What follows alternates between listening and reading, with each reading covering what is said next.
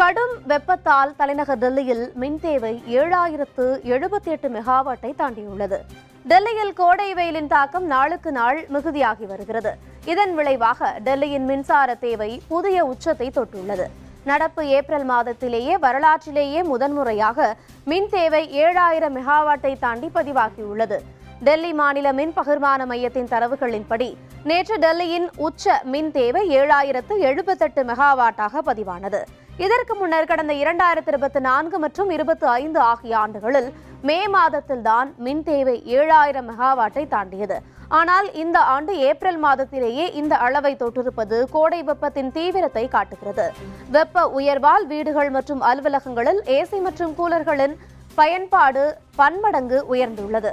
இந்த கோடை காலத்தில் டெல்லியில் மொத்த மின் தேவை 9000 மெகாவாட்டை தாண்டும் என்று அலுவலர்கள் கணித்துள்ளனர்.